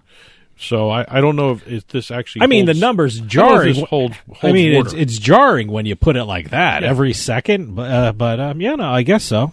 Well, again, it's one of those things where somebody had free time on their hands, guess and they so, actually yeah. sat there with a Did calculator. they and get figured it all grant out. money from a university to do this study? I don't or know. what is this? But okay. it is an actual. It makes you stop and look at. Yeah, what's going on there. I would have never neguessed that in a million years. Yeah, I mean, like I said, that number is jarring, and The 156 is just astounding. Yeah, I was not. When I saw the amount, I had to read through that article a couple of times just to really get my head around that number. That's per second betting. yeah. I wonder if you look at the national side of things, what we're doing. Be interesting. Last number for the week, 60. No clue. I'm not going to waste anyone's time trying to pretend to Really? think Why or not? work it through. This is not a math problem. Can't work it through. So go ahead. 6. I have no idea. This is the percentage of the 21,782 respondents to a new survey done by the University of Nebraska Athletic Department.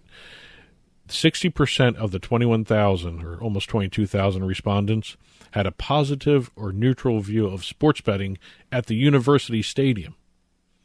Putting kiosks and actual betting mechanisms in the stadium for the college. more than half of the people said Right. yes or I don't care. 21% of See, those that's the were one very that- positive. See, that's the stat that you should break it down. I mean, how many are positive? How many are neutral about it? Or how many hate it? I mean, 60%, you put two things together, positive There you and go. neutral, that could be kind of different. 21% were Oh, very okay. positive. Okay, very positive. All right. 27% said they had a very negative view of making bets at the stadium.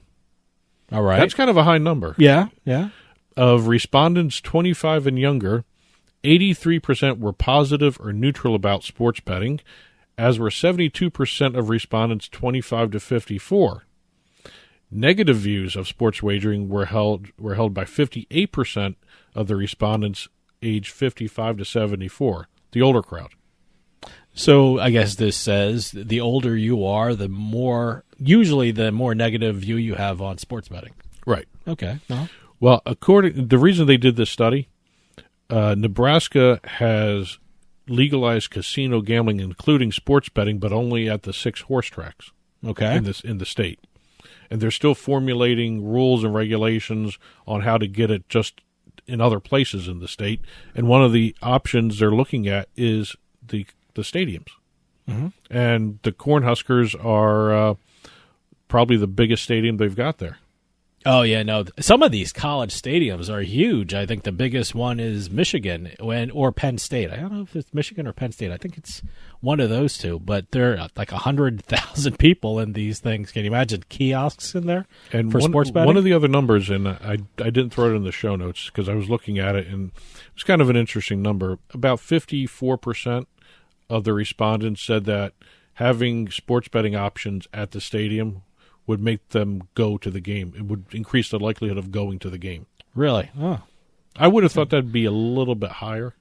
I don't know. I don't know. I mean, if you're going to a game first off, you're going to a game, you're spending a lot of money either parking and food and tickets. So you're going to the game to see the game. I mean, sports betting would probably be the least of your, motivations to go. I mean, you could probably go sports betting anywhere, but I want to see why spend all that money on the stuff to go to the game and you're adding on sports betting? So I want to see the results for the alcohol because the alcohol is still not served at the stadium. Well, okay.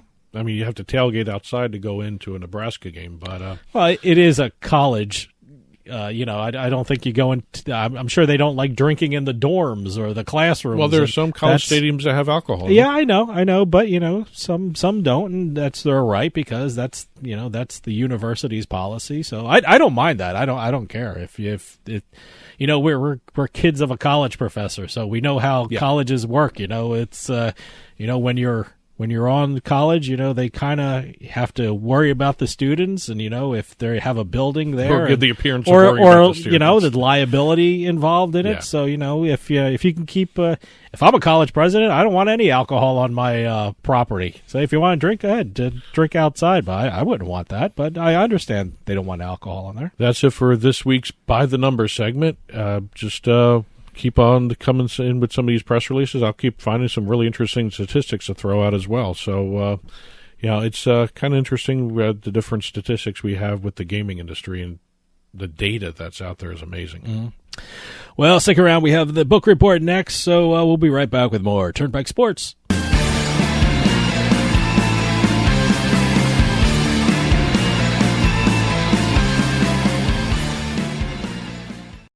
Attention. Here is something big banks don't want you to know about your IRA or 401k. You can store your retirement savings where you can actually see, touch, and hold it in your hands. With a Paradigm Gold or Silver IRA, you can transfer a portion of your savings to physical gold and silver coin and store them where you can see them. The stock market is close to its all-time high, and your retirement might be at risk again. But you can trust Paradigm Gold Group to help. Call 800-417-3932. 800-417-3932. Paradigm Gold Group is a gold IRA leader, rated A+ by the Better Business Bureau, where gold and silver has been in the family business for over 40 years. Call for your free guide to Paradigm's Gold IRA. Protect your retirement savings today with Paradigm. Call 800-417-3932. 800-417-3932.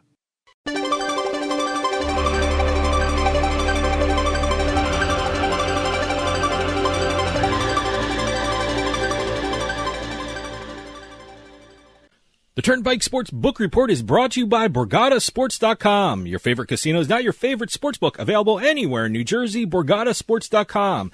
Sign up at BorgataSports.com using our promo code PIKE, that's P-I-K-E. Make your first wager of $20 or more and you'll get $100 in free bets. That's $100 in free bets when your first wager on Borgata Sports is $20 or more. Get into the action with BorgataSports.com. Must be 21 years or older and in New Jersey to place a bet. Terms and conditions apply. Gambling problem? Call 1-800-GAMBLER.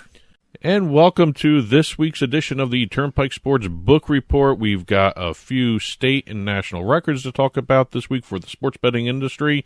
We got launches, deals. We've got a whole bunch of different benchmarks to even talk about. We can even close the book on December of 2021 with the last state, Arizona, reporting their numbers for the month.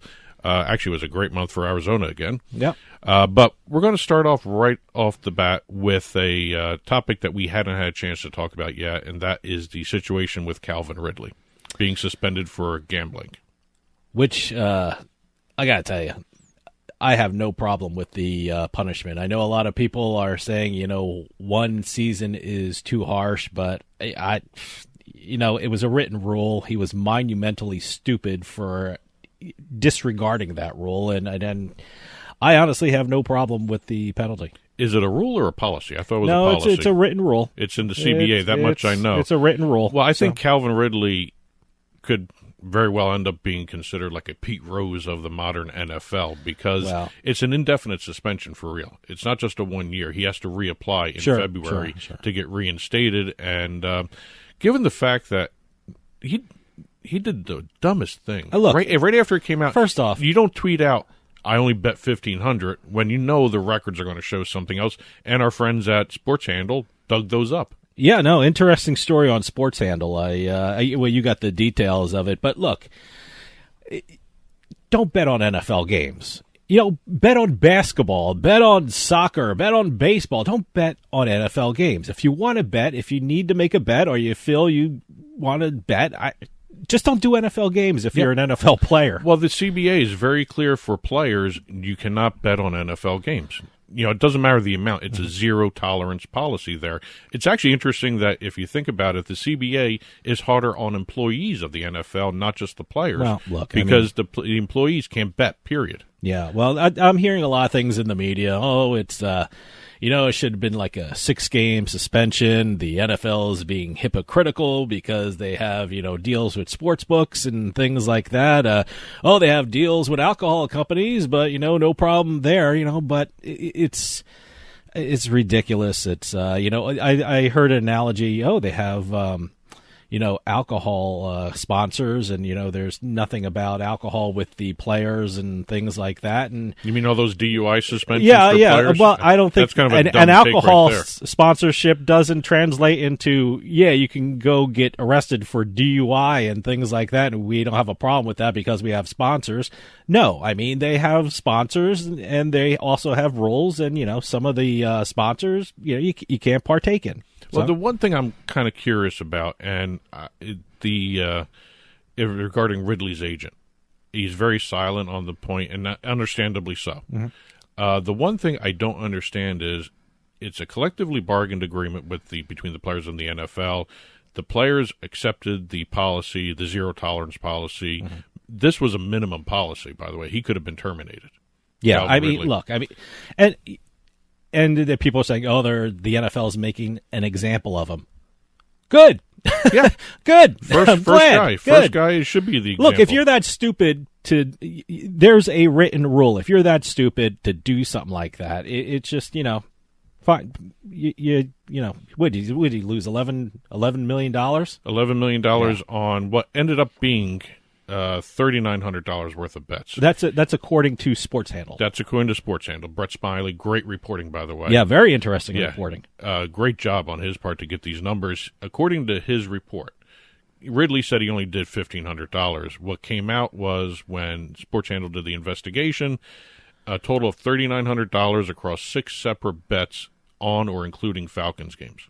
So that's interesting. So, personally, I'd keep an eye on that because he bet every single one of those bets involving the Falcons lost. Well, he's not a great bettor for the Falcons. I guess we should throw in the word allegedly because I'm sure more information is going to come out whether it helps them or hurts them. But it's like I said, I mean, people are saying it's too harsh of a penalty. I think it's fine. I think if you're that dumb to do something like that, going back to the agent, even if Calvin Ridley read the policy and ignored it, the agent should have reinforced it. Well, look, I mean, there's a lot of mistakes being happened on the player's side. Well, we don't know what anyone did or anything like that. But again, it's a written policy. They accepted it. I'm actually fine with what he did. I'm fine with him betting on other sports too. I don't care if he bets on other sports. He supposedly that's allowed. I think. Yeah, you just don't bet on NFL games. The players only NFL games you can't bet on. Yeah. Everything else you can bet on. Yeah. So I mean, I wonder how it's phrased. I mean, football is it phrased as football or NFL games? Because if it's football, he can't bet on the CFL. He can't bet on the USFL. Can't bet on anything. Well, it doesn't even say anything about exactly what he could or could not bet on in terms of football in general. I think it's NFL games only. NFL games. Just don't bet on NFL games. But he did allegedly did $32,000 worth of other bets on other According sports. to Sports Handle, we want to give them credit for digging it out or whatever. It's fine. I have no problem with the suspension. Ridley even said he did it, and he just gave the wrong amount. Well, allegedly gave the wrong amount. 1,500 versus 3,900. So we'll see what comes out. And it's going to be constantly evolving, and it's going to be talked about throughout the season because every game is going to have sportsbook ads. They've got those free-to-play games. I'm going to phrase this incredibly crudely. The NFL is going to shove sports betting down your throat every season, every game. So it's something to keep in mind going forward for other players. But again, this was the test case, and I think the NFL passed with flying colors. We know the system works because it was detected. So this should be a lesson for all players. They can detect it. The technology is such as a geolocation can find anyone anywhere making. Well, a bet. it wasn't geolocation. It was the data. It was Genius Sports who, according to all reports, Genius Sports noticed the infraction, I guess you can call it, and reported it to the NFL, which is the way it's supposed to be done. It works. The system works. And this was passing grades all the way around for the NFL, in my opinion. Well, I don't care about the people who say the suspension was too much. Look, I mean, I don't know how much the amount is. I'm sure it's going to come out. I don't know what roles anyone or agent or lawyer or whatever had any in it. He probably had nothing to do with it. Who knows? But, it's one of those things where, the system works. Yes. The detection works. So if you're a player in the NFL, don't bet on NFL games. Don't risk your $11 million salary on a couple $1,000s worth of bets, whatever the number was for him. But that was just dumb. He forfeited that salary just by doing that. And, maybe he just didn't think about it. And that could have been the case there, too. So, but like I said, we didn't have a chance to talk about that last week. Let's move on to some of the state and national records and numbers that we usually talk about here. The AGA, American Gaming Association, released their commercial gaming revenue report for January of 2022. Great start of the year. Let me start there first, and then we'll go back to December because it goes into what Arizona had to report. But according to the AGA, the sports betting handle for January of 2022 reached $8.41 billion, nearly doubling year over year from January of 2021. And that's without one or two states reporting their January numbers. That we're all looking at you, Arizona, for that one, because Arizona still is a couple months behind everybody else. Yeah. In terms of December now, let's go back to December before we get into some of the other January numbers. Arizona reported their numbers for December. They had a record total handle of almost $500 million. Wow. So that's great. it's an amazing market that just launched. Yeah, that's great. I think we mentioned this early in the main Turnpike Sports program when we were talking March Madness. It's going to be interesting to see Arizona's March handle, especially for the Madness. This is the first year they're involved with March Madness. I would think they'd be top 5.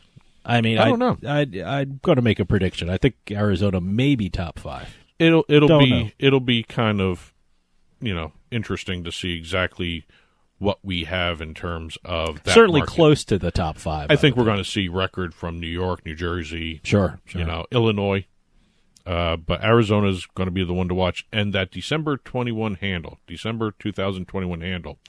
made it the 6th top state in terms of handle for that month. Well, so just to round out the December numbers, with Arizona's December report, December 2021, the national handle was $7.328 billion. Gross gaming revenue of $375 million.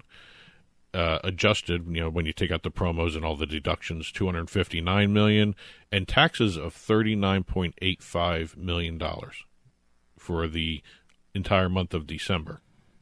Now, with December closing, we have the entire year of 2021 closing. Year to date the complete year 2021, handle $57.75 billion.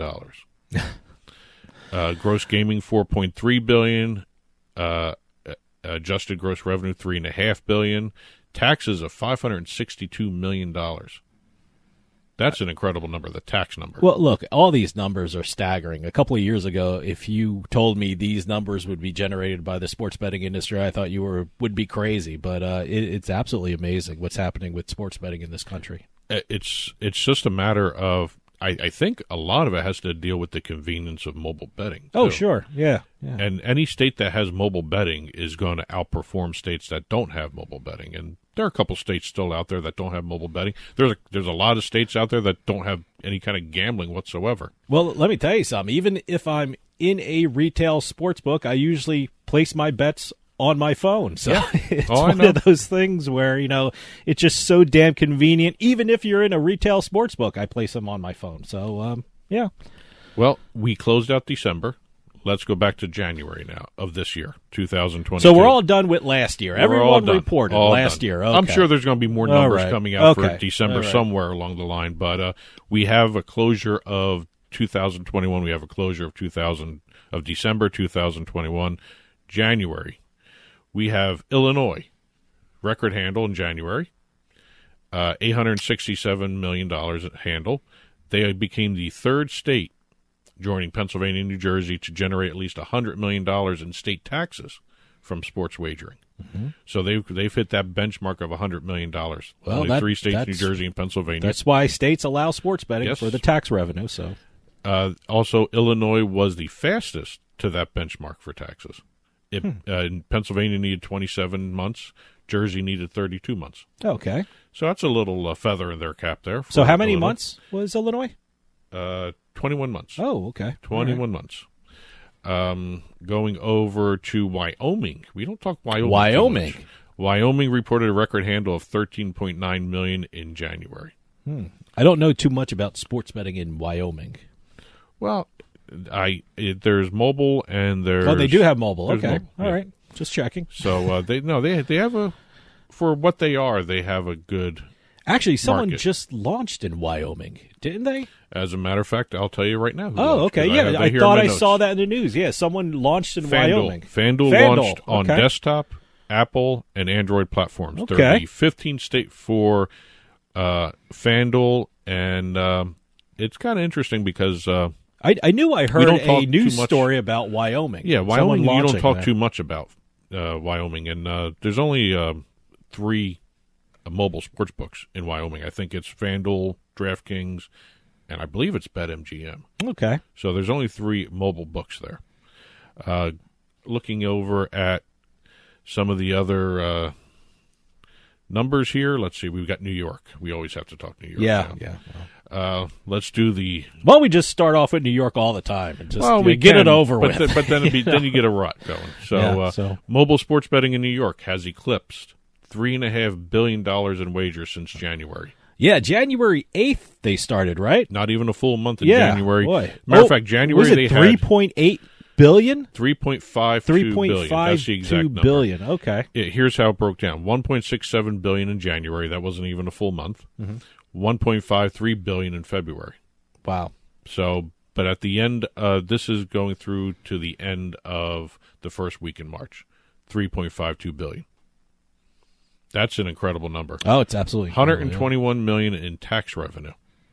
So I guess you can say they're the quickest to $200 million plateau in taxes in terms of state taxes. You know, one thing I'm very curious about New York with baseball starting, and it's the first year with mobile sports betting in New York, what the bet's going to be like on the Yankees and the Mets and things like that on a regular basis. I'm very curious about that. There was one politician in New York that wanted actual betting in Yankee Stadium in I guess Citi Field too. So that's legislation. Yeah, I know that's coming down. You have coming down the road. Pretlow and also that's it. Addabbo, Senator Addabbo, both introduced a legislation to expand the gaming industry even more. They're looking for more mobile books, and the more mobile books you get, they create a sliding scale. Yeah. The lower the tax rate goes. We got to get Senator Addabbo back on. He was a great guest before New York had mobile sports betting. I'm going to talk to him after New York. Well, I have to admit, Addabbo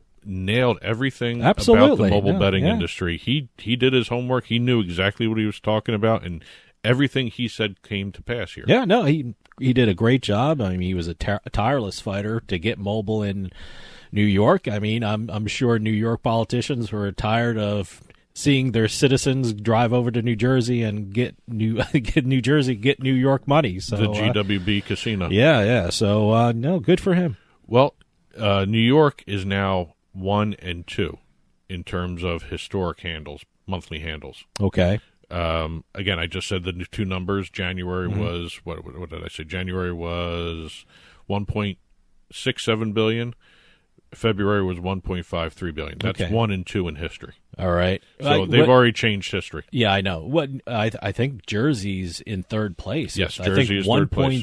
1.3. Yeah. I mean, it's not even a close. It was third. actually the January numbers, I think it was. So, that yeah, did the 1.3. Yeah. So Also, regarding New York, they now have 2 sports books that have crossed the $1 billion handle mark. Mm-hmm. We have FanDuel New York was the first. Caesars just crossed it. wow. And we now also have another $1 billion watch. It's DraftKings. Their numbers right now, They got to stand be close. at 850 million. Okay, yeah, they're close. They'll probably break So- it this month. Yeah. Would you think? Yeah. I would think so.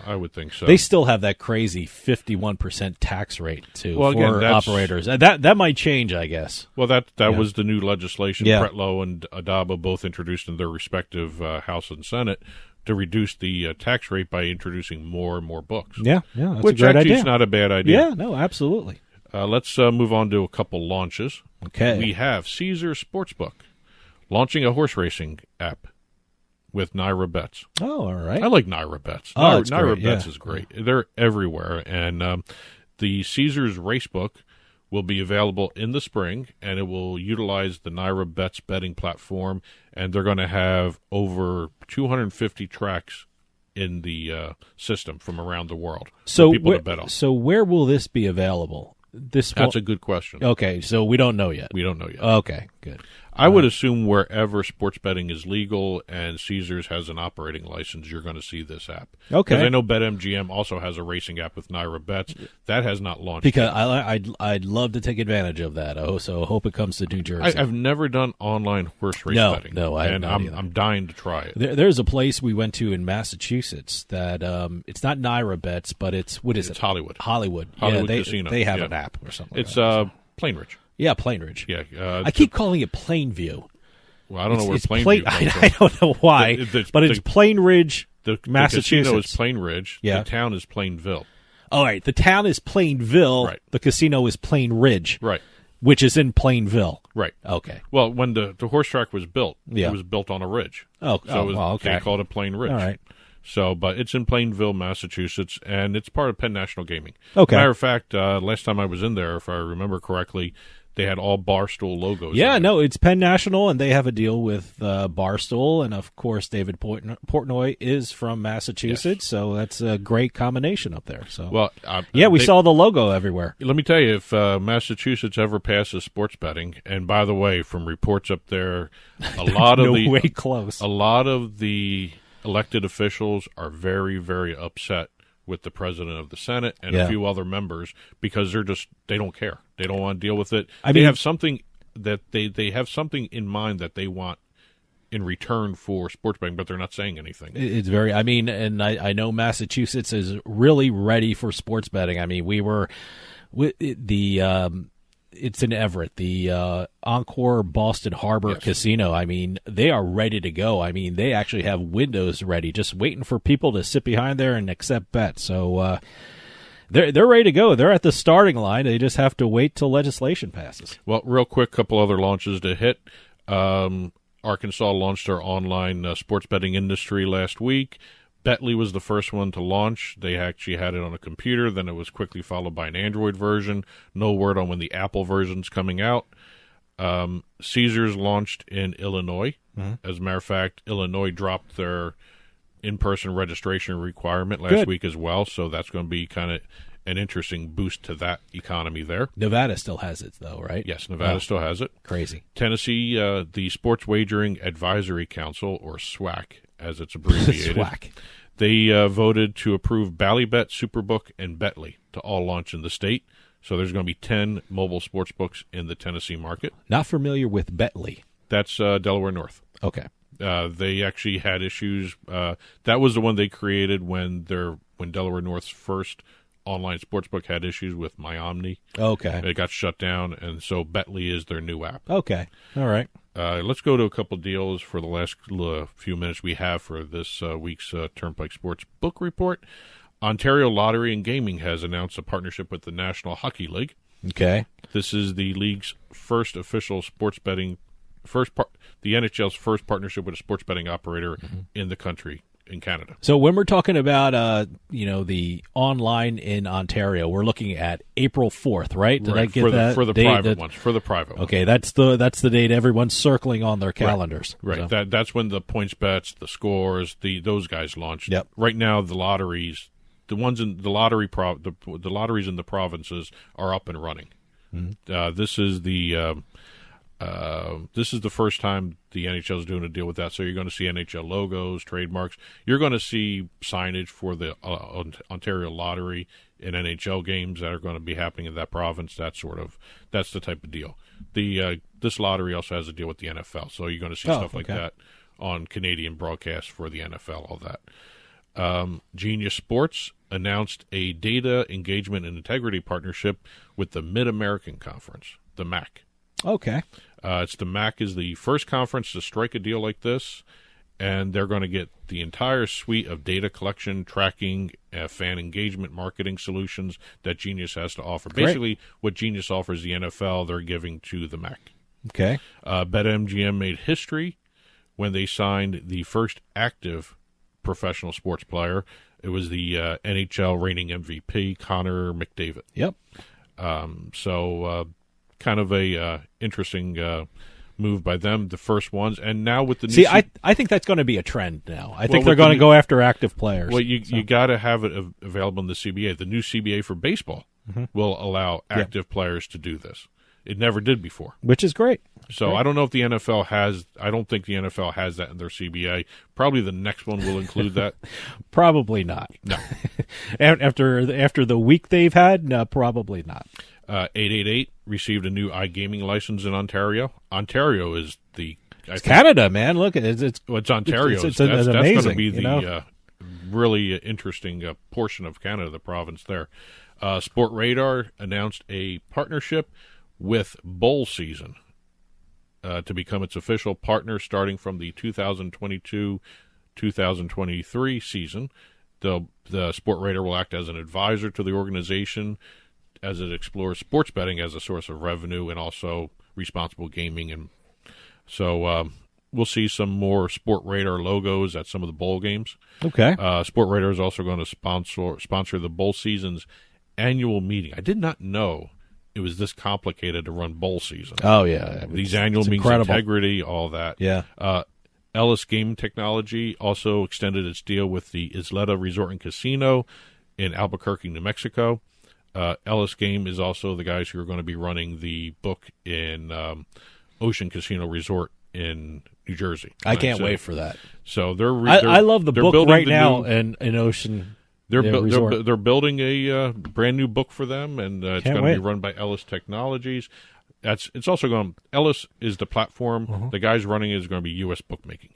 Okay, which is owned by Ellis. Okay, so that's it for this week's Turnpike Sports Book Report.